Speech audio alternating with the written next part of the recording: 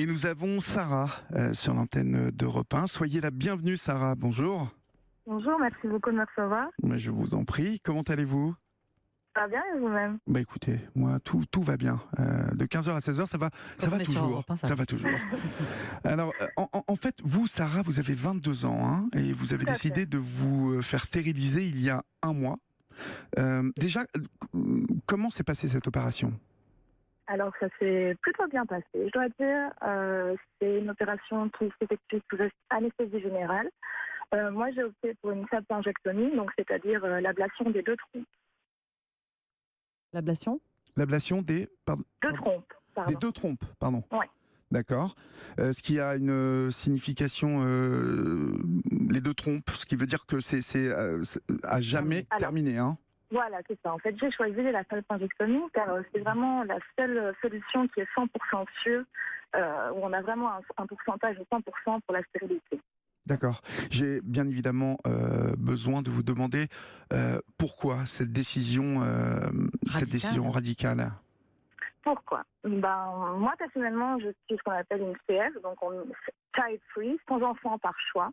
Oui. Mais donc, en fait, j'ai une envie de ne pas avoir d'enfant. Et j'avais une volonté d'en finir avec les hormones, les corps étrangers, qui empoisonnent mon corps à longueur de journée. Mmh. C'était une évidence pour moi, en fait, de ne pas avoir d'enfant, au même titre que les personnes qui sont vraiment disposées à procréer. Moi, je ne le suis pas du tout et je n'ai jamais eu de désir, en fait.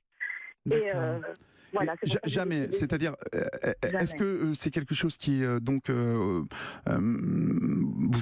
y avez pensé très tôt à cela ?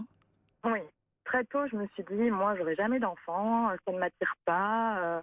J'ai des idées bien arrêtées là-dessus, et c'est vrai qu'en plus, quand on ajoute le facteur contraceptif qui est non négligeable, ça me paraissait la meilleure solution, quoi. Alors, on parle de liberté lorsque on doit avoir des enfants, en tout cas d'un gain de liberté quand on décide de ne pas en avoir. On parle de monde obscur aussi. Vous, qu'est-ce qui vous motivait le plus finalement ? Qu'est-ce qui me motivait le plus ? Disons que c'était déjà le choix de disposer de mon corps, parce que c'est vrai que c'est très difficile dans la société actuelle de disposer de son corps. Et on fait face à beaucoup de médecins qui nous infantilisent ou nous culpabilisent, prétextant faire appel à l'utilisation de la clause de conscience. Ils essayent de nous faire changer d'avis, de dire qu'on n'est pas assez mature pour faire ce choix-là. Ils nous discriminent beaucoup via l'âge et le genre. Par exemple, on me dit, mais vous êtes sûr ? Qu'est-ce que vous allez faire si vous changez d'avis ? Vous n'allez pas regretter ? Mais on ne va pas demander ça à quelqu'un qui va être enceinte à mon âge, à 22 ans. C'est quelque chose que vous avez partagé avec les médecins, donc qui, comme vous venez de me le dire, ont essayé de vous en dissuader. Mais votre famille, en fait, vous avez partagé cela avec elle ? Oui, tout à fait, mais ils m'ont soutenu, j'ai eu beaucoup de chance. Ils n'ont pas été un obstacle, loin de là. Ils ont compris que voilà, on ne peut pas tous naître avec un désir d'enfant irrépressible.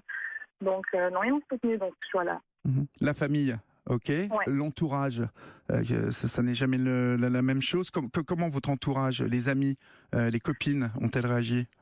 Disons que j'ai de la chance d'être dans un univers assez sécuritaire et d'avoir des amis ouverts d'esprit. Donc j'avais bien expliqué mon point de vue avec ce que ça implique et ils ont compris, quoi. Autant que je respecte qu'ils aient des enfants, ils respectent le choix que je n'en ai pas le désir, pas l'envie.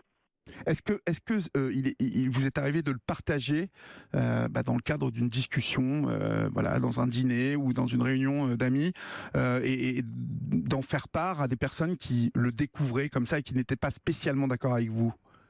C'est vrai, mais disons que ça ne mène jamais sur des conversations très, très intéressantes, parce que les gens, quand on lance sur l'opposition, comme disant qu'on n'est plus une femme si on n'enfante pas, que c'est le but d'une vie. Et c'est très dur de faire changer les opinions de ces gens-là. D'ailleurs, c'est pour ça que je témoigne, parce que si vous m'écoutez et que vous pensez qu'on peut être qu'une femme accomplie si on enfante. Une femme complète, on parle d'une femme complète. Exactement. Et moi, je dirais juste que je suis justement complète et libérée depuis que je suis sûre à 100% de ne pas pouvoir procréer. Donc voilà, c'est tout un chacun, tout le monde est libre de faire ce qu'il veut de son corps et vraiment être appuyé par le corps médical, c'est important. Et justement, face à ces réactions, voilà, une femme pas complète lorsqu'on n'a pas d'enfant, que pensez-vous de cela? Est-ce que vous considérez ça comme du sexisme?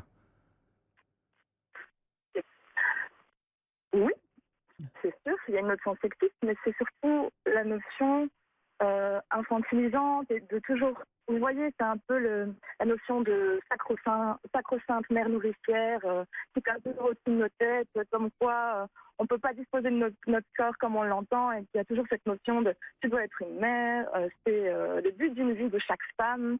C'est vrai que c'est compliqué à gérer, mais disons que la stérilisation aide beaucoup, parce qu'une fois qu'on est stérilisé, ils n'ont plus grand-chose à dire. Ouais, une fois que c'est fait, vous avez raison.